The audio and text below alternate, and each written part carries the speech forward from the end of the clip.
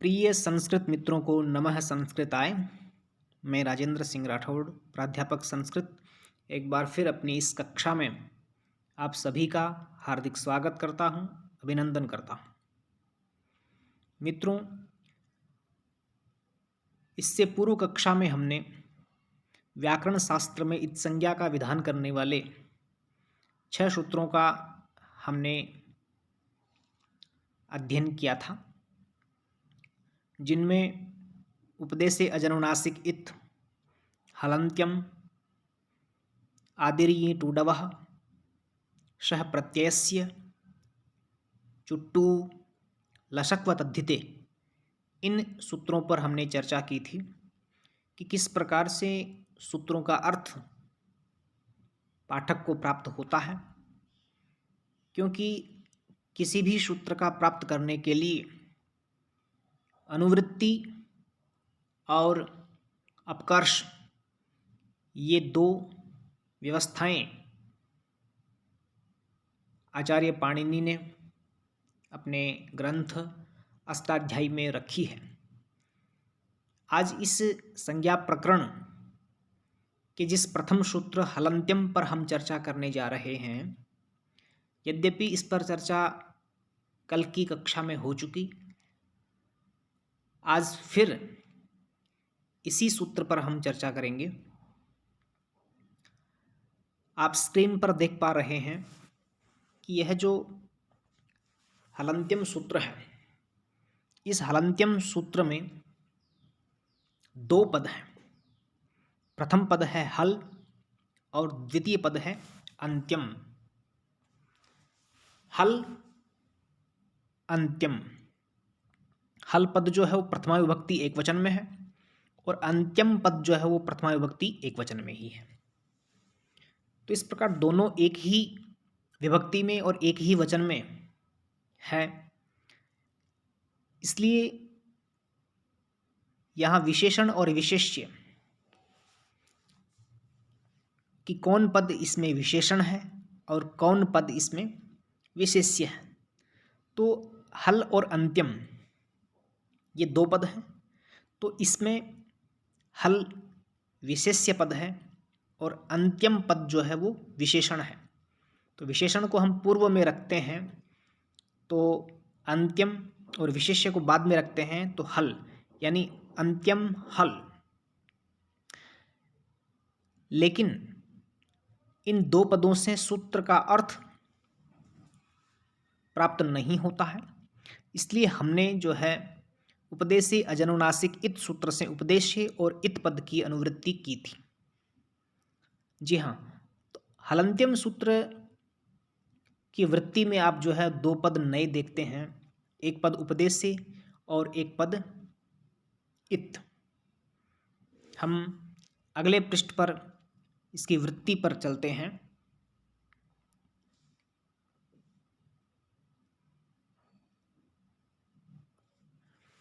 क्या कहा गया है, देखिए कि मूल सूत्र में केवल 2 ही पद हैं, अर्थात हल और अंत्यम। तदनुसार अंत्यम हल यही अर्थ हो सकता है। यदि इन 2 पदों से ही हम अर्थ प्राप्ति करें तो केवल यही अर्थ प्राप्त होता है, अंत्यम हल, अर्थात अंतिम व्यंजन।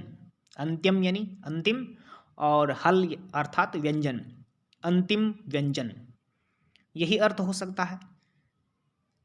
व्याख्याकार कहते हैं यह अर्थ अपूर्ण है, अतः इससे पूर्व आए हुए सूत्र उपदेशे अजनुनासिक इत से हमें उपदेशे और इत की अनुवृत्ति करनी होती है, यानी इससे हमें 2 पदों की अनुवृत्ति जो है वो करनी होती है, उपदेशे और इत। तब इस सूत्र का अर्थ क्या होता है कि उपदेशे अंत्यम हलित स्यात्, ये इस हलन्त्यम सूत्र की वृत्ति है। उपदेशे अंत्यम हलित स्यात्, उपदेशः आद्योच्चारणम, सूत्रेष्वदृष्टम पदम सूत्रांतरात् अनुवर्तनीयम सर्वत्र। क्या कहा गया है, देखो इसमें कि उपदेशे अंत्यम हल इत स्यात्, उपदेश में अंतिम हल अर्थात व्यंजन इत स्यात् यानी इत संज्ञक होता है, कि उपदेश में विद्यमान अंतिम व्यंजन इत संज्ञक होता है। ये कहा गया है। उपदेश में विद्यमान अंतिम व्यंजन इत्संज्ञक होता है। अब यह प्रश्न होता है कि उपदेश क्या है। तो उपदेश के अर्थ को स्पष्ट करने के लिए कहा गया है उपदेशः आद्योचारणम। उपदेशः आद्योचारणम। अब उपदेश क्या है? तो उपदेश के लिए कहा गया है कि उपदेश है आद्योचारणम, यानी आद्य जोड़ उच्चारणम। तो आद्य किसे कहते हैं? तो आद्य के लिए कहा गया है कि भगवान शिव, महर्षि पाणिनि, कात्यायन और पतंजलि, ये चारों आद्य कहे जाते हैं और इनका जो उच्चारण है उसे ही उपदेश कहा जाएगा। आगे कहा गया है कि आदि अर्थात प्रथम उच्चारण को उपदेश कहते हैं। प्रथम उच्चारण को उपदेश कहते हैं। भगवान शिव का, महर्षि पाणिनि का, महर्षि कात्यायन और महर्षि पतंजलि, इनका जो उच्चारण है वह उपदेश है। प्रथम उच्चारण अथवा उपदेश के अंतर्गत निम्नलिखित सभी आ जाते हैं। क्या कहा गया है? देखो कि यह कारिका उपदेश के लिए अति प्रसिद्ध है। क्या कहा? धातु सूत्र गणोणादि वाक्य लिंगानुशासनम आगम प्रत्यादेशः उपदेशः प्रकीर्तिताः। उपदेश कहे गए हैं, उपदेशः प्रकीर्तिताः, उपदेश कहे गए हैं। तो उपदेश के लिए कहा गया है कि धातु,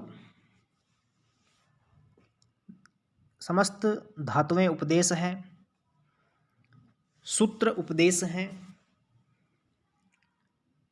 उणादि गण आदि उपदेश हैं, लिंगानुशासन उपदेश है, आगम, व्याकरण शास्त्र में जितने आगम होते हैं वे उपदेश हैं, प्रत्यय वे उपदेश हैं और आदेश, ये सब उपदेश कहे गए हैं।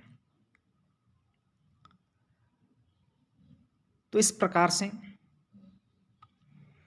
कि इन आद्यों का जो उच्चारण है वह उपदेश कहलाता है और उपदेश के अंत में आने वाला यदि व्यंजन होगा वहाँ इत संज्ञा करने का अधिकार हलन्त्यम के पास में है। जैसे कहा गया है माहेश्वर सूत्र धातु पाठ, गण पाठ, प्रत्यय, आगम और आदेश। पहला देखिए देखा है माहेश्वर सूत्र, जैसे अ ई उ ण, ये एक शिव सूत्र है, माहेश्वर सूत्र है और इसके अंत में हल वर्ण है ण, तो उस ण की संज्ञा हलन्त्यम से हो जाती है।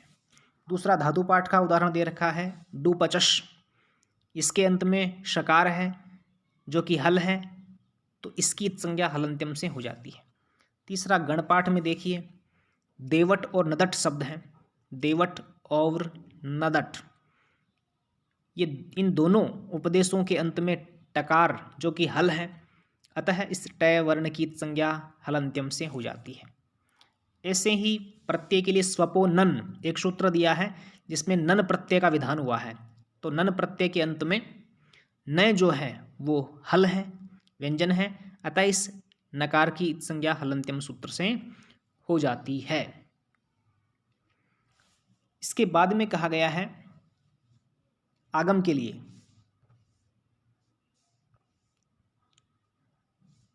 आगम के लिए कहा गया है,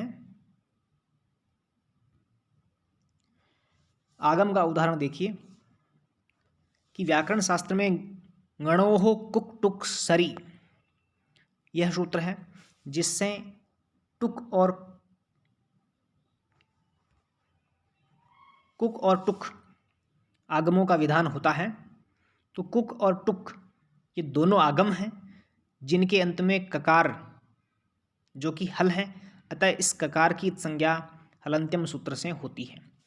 और फिर आदेश का जिक्र किया गया है कि अवंग स्फोटायनस्य एक सूत्र है जिससे अवंग आदेश होता है और अवंग के अंत में गकार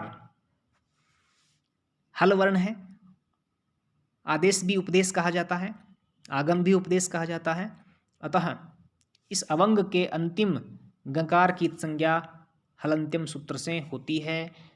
कुक और टुक जो आगम है, इनमें जो ककार है उसकी इत संज्ञा हलन्त्यम सूत्र से होती है।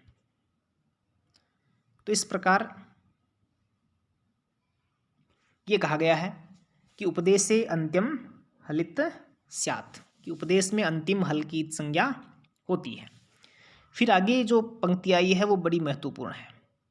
सूत्रेषु अदृष्टम पदम सूत्रांतरात् अनुवर्तनीयम सर्वत्र, कि सूत्रेषु सप्तमी का पद है। देखिए, सूत्रेषु अदृष्टम, सूत्रेषु अदृष्टम, सूत्रों में अदृष्ट पद, अदृष्ट का मतलब न दिखाई देने वाला पद, सूत्रों में न दिखाई देने वाला पद सूत्रांतरात्, अन्य सूत्र से, अनुवर्तनीयम, अनुवर्तन करना चाहिए। सूत्रों में जो पद अदृष्ट हो, ऐसे पद को सूत्रांतरात् अनुवर्तनीयम, अन्य सूत्र से अनुवर्तन करना चाहिए, अर्थात ग्रहण करना चाहिए। सर्वत्र, यानी यह नियम संपूर्ण अष्टाध्यायी में लागू होता है। इस सूत्र की वृत्ति में यह कथन देने का प्रयोजन क्या रहा है आचार्य वरदराज का, कि इस सूत्र से इस ग्रंथ का प्रारंभ जो है होता है, तो हलन्त्यम सूत्र में दो ही पद हैं, अंत्यम और हल। तो इन दो पदों से सूत्र का अर्थ प्राप्त नहीं होता है। अतः इस सूत्र में जो पद अदृष्ट हैं, कौन से, उपदेश्य और इत, तो हलन्त्यम सूत्र में उपदेश्य और इत पद अदृष्ट पद हैं। इसीलिए यहाँ कहा गया है कि सूत्रांतरात् अनुवर्तनीयम, अन्य सूत्र से अनुवर्तन करना चाहिए, अर्थात इस सूत्र का अर्थ पूरा करने के लिए उपदेश्य अजनुनासिक इत सूत्र से उपदेश्य और इत पद का अनुवर्तन इस सूत्र में करना चाहिए। सर्वत्र यह जो अनुवृत्ति, यह जो अनुवृत्ति पद्धति है, यह अनुवृत्ति पद्धति सर्वत्र अर्थात संपूर्ण अष्टाध्यायी में लागू होती है। अर्थात यह अनुवृत्ति पूर्व सूत्रों से पर सूत्रों में क्रम रूप से जाती रहती है। इस प्रकार से अर्थ प्राप्त करने में, सूत्र का अर्थ प्राप्त करने में कोई दिक्कत नहीं होती, और हमें उन पदों की सहायता से तद सूत्र का अर्थ प्राप्त होता रहता है। धन्यवाद।